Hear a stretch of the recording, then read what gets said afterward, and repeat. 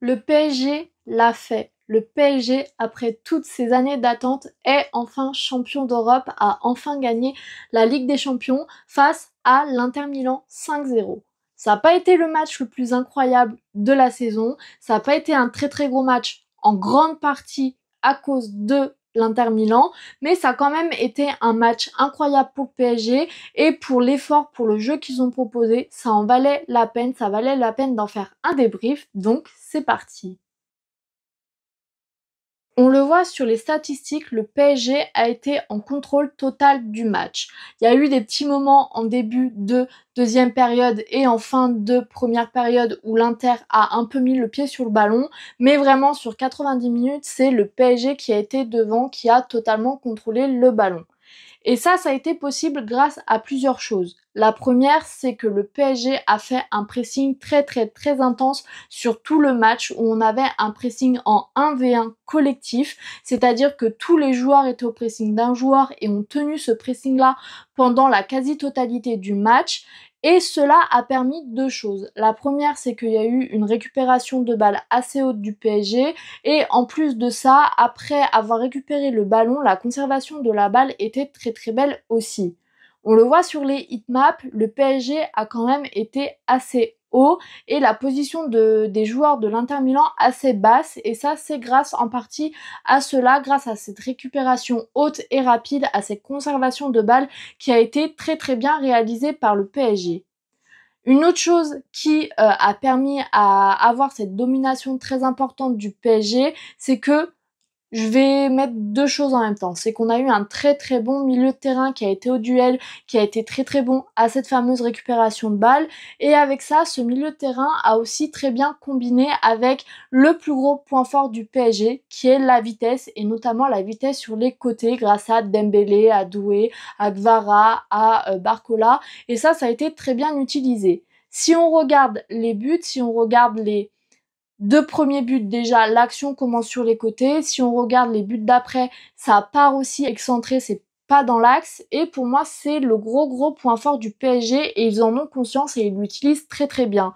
Cette vitesse, ça leur permet de jouer très bien en contre et l'Inter Milan n'a rien pu faire. Ils étaient complètement dépassés. On le voit sur les buts et je reviendrai là-dessus après quand je parlerai de l'Inter Milan. Mais cette vitesse a vraiment été très bien utilisée et Dembélé, Barcola, Doué étaient toujours très bien placés, Kvara aussi. Et pour moi, le PSG sur tous ces matchs de phase finale de Ligue des Champions a très bien joué sur ses points forts et encore, c'est encore le cas face à l'Inter Milan. Après, oui, ils ont eu, comme je l'ai dit, des petits temps faibles, mais c'était vraiment des petits temps et des tout petits temps faibles en fin de première période et en début de deuxième période. Et pour moi, il y a deux explications. En fin de première période, ça a été dû au fait que Nuno Mendes a d'abord demandé changement, donc il y avait un problème physique et au final il a continué à jouer, mais on a vu qu'il avait un peu de difficulté. Ça a été très vite réglé, ça n'a pas posé de problème. Et en deuxième période, je pense que la raison c'est que le PSG menait déjà 2-0. L'Inter Milan devait essayer de faire quelque chose pour avoir une chance de remporter ce match. Et donc ces deux faits-là fait que le PSG n'a plus voulu contrôler le ballon et l'Inter a essayé un peu. Ça n'a pas duré longtemps, ça n'a pas été très grave. Très vite, on a vu que le PSG à la consigne de Luis Enrique, parce que sur le banc, on le voyait qu'il voulait que le PSG reprenne un peu le contrôle du jeu. Le PSG a repris son jeu rapide, a repris son jeu en contre, a repris son jeu sur les côtés et on a vu que l'Inter Milan était complètement dépassé. Et donc maintenant, pour analyser le jeu de l'Inter Milan, ça va être simple, ils n'ont rien fait du tout. Si on regarde leurs statistiques, si on regarde la position de leurs joueurs, ils ont voulu se mettre en format défensif, ce que je peux comprendre face au PSG, mais pour se mettre en bloc défensif, bloc très bas, il faut avoir une bonne défense. Et le problème, c'est que la défense n'a pas été à la hauteur sur ce match-là, parce que si on regarde sur le premier but, Hakimi et Doué ne doivent jamais être tout seuls dans la surface de réparation aussi proche des cages. Alors oui, ils jouent dans le dos des défenseurs, ils ont fait en sorte de les surprendre, mais quand tu es défenseur à ce niveau-là dans un match aussi important, tu ne peux pas être complètement et autant surpris que ça. Di Marco a totalement lâché son marquage, les défenseurs c'est la même chose, et pour moi c'est pas pas possible. Sur le deuxième but, pareil, ils sont complètement en retard, ils laissent complètement les joueurs libres de leur mouvement et ça c'est pas possible. Sur le quatrième but, alors oui certes c'est le quatrième but, mais les défenseurs lâchent complètement l'affaire, ils ne suivent même pas la course. Sur tous les défenseurs, il n'y en a qu'un qui suit, ou en tout cas qui essaye de suivre l'action. Sur le troisième but, même si c'est compliqué, même si c'est Doué en face, je pense qu'ils peuvent essayer de se jeter, que le défenseur en tout cas qui le suit peut essayer de se jeter avant la surface de réparation pour arrêter le but. Donc voilà, pour moi je trouve que le gros problème et le principal problème de l'Inter Milan, c'est que oui, jouer un jeu défensif pourquoi pas, mais la défense n'a pas été à la hauteur. Offensivement, il y a eu 2-3 petites occasions, il y a eu 2-3 trucs pas mal, mais c'était pas suffisant et surtout ça intervient à un moment où l'Inter est déjà mené 2, 3, 4-0. Donc à partir de ce moment-là, l'équipe déjà n'est pas en confiance et en plus c'est trop tard pour remonter au score. Pour conclure cette vidéo, je voulais dire deux choses sur le PSG.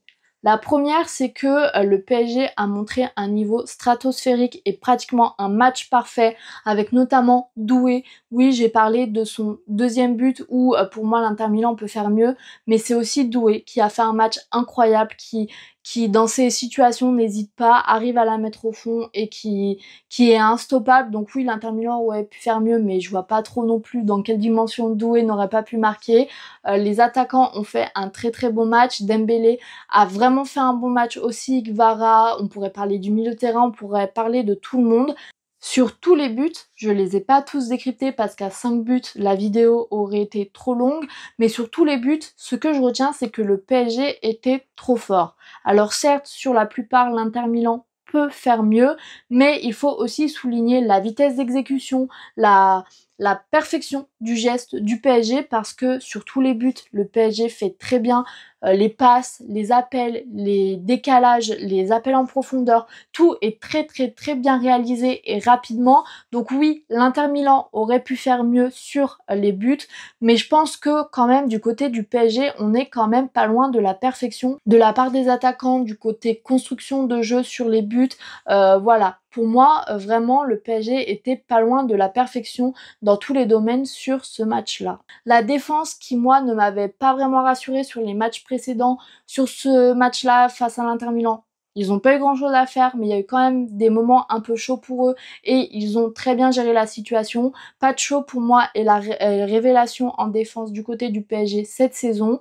Et la deuxième chose que je voulais dire sur cette équipe, c'est que je voulais souligner le travail de Luis Enrique parce que c'est un nouveau coach qui arrive dans une équipe qui a perdu son joueur principal en Mbappé et je trouve qu'il a réussi à faire ce qui manquait au PSG, c'est-à-dire construire un vrai collectif où les joueurs se battent pour le maillot parce qu'on a vu que même à 10 minutes de la fin, quand il y avait 4-0, quand il y avait 5-0, on avait des joueurs offensifs qui revenaient faire les replis défensifs et je pense qu'au PSG c'est ça qui manquait, des joueurs qui jouent pour le maillot et qui sont intégrés dans un collectif fort et je pense aussi que c'est pour ça que l'Inter Milan et les équipes d'avant ont joué de la manière dont elles ont joué parce que avant le PSG se reposait sur de grosses individualités, Mbappé, Messi, Neymar.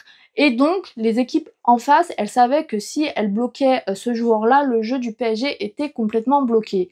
Là, actuellement, vu la façon dont le PSG joue, c'est un gros collectif. Donc, si tu bloques, on va dire Doué, et ben il y a quelqu'un d'autre qui va le remplacer, qui va faire les efforts à sa place, qui va créer des décalages à sa place. Et donc, l'équipe en face, elle va vouloir essayer de contrer ça par opposer un gros bloc défensif. Malheureusement, le PSG sait très bien comment casser ces blocs-là et un peu les emprisonner dans un faux rythme ou dans une grosse pression. Donc ça marche pas non plus. Mais je peux comprendre que les adversaires du PSG aient changé aussi leur manière d'envisager les matchs face au PSG parce que le PSG a aussi changé sa manière de jouer et ça, je voulais en parler parce que Luis Enrique a fait un très gros travail là-dessus et ça montre qu'actuellement, le le foot n'a plus besoin juste de grosses individualités, de joueurs qui ont beaucoup de talent, et on a tendance à le voir de plus en plus dans les autres clubs aussi. Il faut un vrai collectif et Luis Enrique a réussi à le faire, a réussi à impliquer et à développer tous ces joueurs, tous ces jeunes joueurs aussi. Donc pour moi, c'est une très grande réussite pour lui et pour le PSG qui donc a remporté son étoile tant attendue. Pour cette vidéo, je vais m'arrêter là. J'espère qu'elle vous aura plu et quant à moi, je vous dis à bientôt pour une nouvelle et salut!